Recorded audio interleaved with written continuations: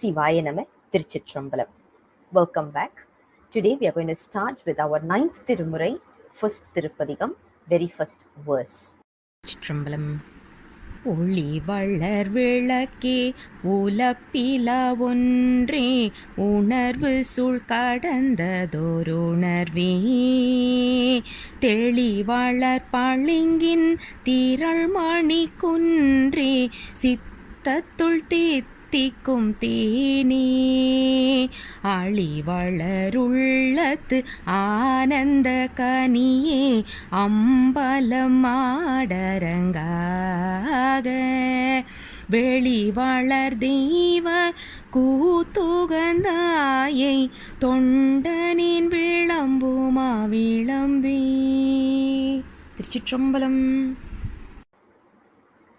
So today we are going to start with a discussion of the ninth Tirumurai. One verse at a time is what we have scheduled.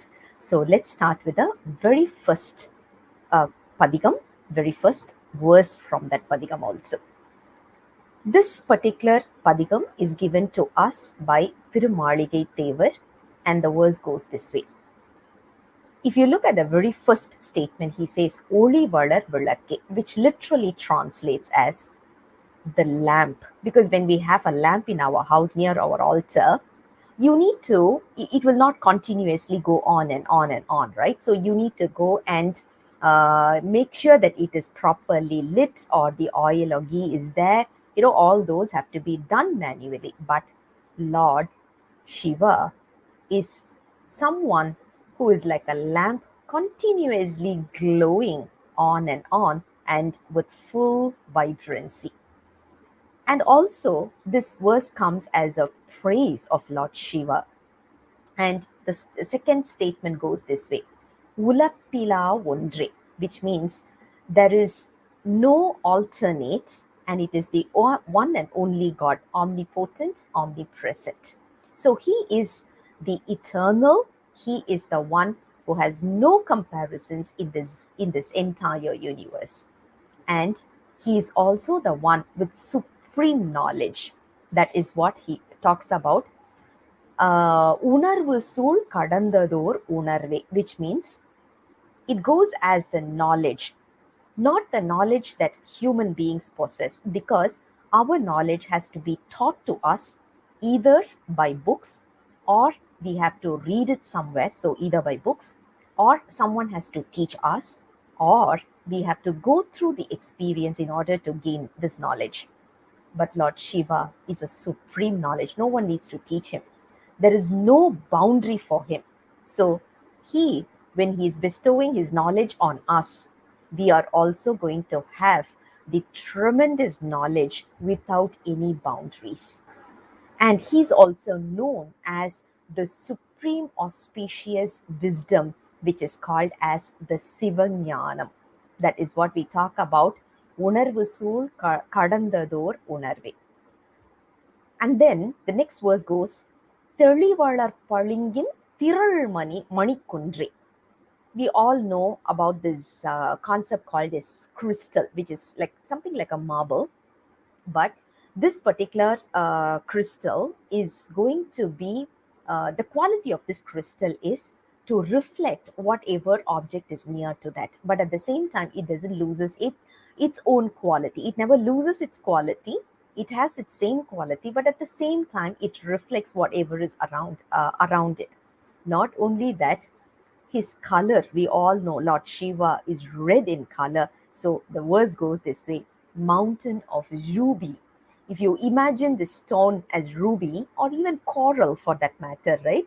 So when you talk about ruby, a mountain made of ruby, can we imagine the sparkles, a sparkling effect, and you know the way how it's going to, the vibrancy that is going to be there?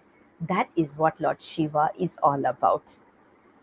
And then the next statement goes as Sittathul Tittikkum Tene, which means literally translates as honey. When we talk about honey, we know that it sweets, but the sweet is going to be good, as in it is sweet in taste. Not only that, honey has another beautiful quality. It doesn't spoil. and it doesn't let anything else that spoils which is dipped in honey as well. That is why when we want to preserve something, we usually put it in honey. So, similar to that, Lord Shiva is our honey. Why?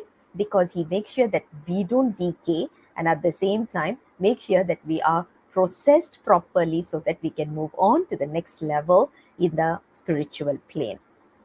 The next two lines in this verse goes as uh, Oli Valar Vilakkey, which is a fruit. Kani means fruit. He is the one who is literally translated as a fruit within us. Now you may ask this question. What do we mean by this, right? When you talk about a fruit within us, it simply translates as something that is going to give us, nourishing us, and it was also going to make sure that we are growing, and that is the appropriate aspect of a fruit, right? So he talks about Lord Shiva is the fruit which gives rise to this particular body and soul in order for us to enjoy the blissful state. Because if we have to elevate in this spiritual plane, we need to grow up, and that growth is going to be given to us by the fruit called as Lord Shiva. And we are praying to him, saying that please grant me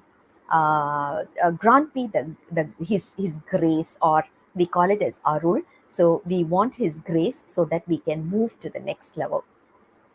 This particular Shiva is performing his cosmic dance in the entire universe, not just in one particular place. As the name goes, cosmic dance, it is being performed in this entire universe, because we all know cosmic dance is a representation of how atoms move. So the entire universe is made of Lord Shiva, and the dance that we are able to witness is what we call it as cosmic dance. He is dancing within us as well as he's dancing outside. Only thing is, we have to elevate in such a way that we are able to visualize that he is dancing around us. That's the most important one. So this can be achieved only by meditative state. So we have to start meditating, and when we start meditating on Lord Shiva, that is where he will bestow his honey like quality and the fruit like characteristics on us, so that he will be a light or a lamp that is always glowing within us.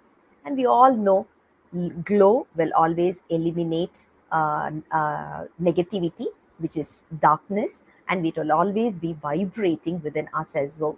So let's pray to Lord Shiva, saying that please come in me and make sure that I'm also vibrant enough to elevate myself to the next level.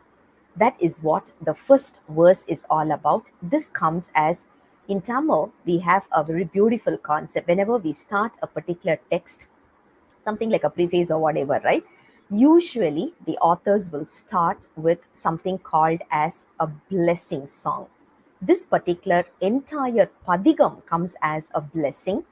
Not only that, it is also going to set an expectation for the audience as well, that is going to be seen as part of the 11th verse later. I'll come back again with the next verse very soon. Until then, Sivaya Nama, Tiruchitrambalam.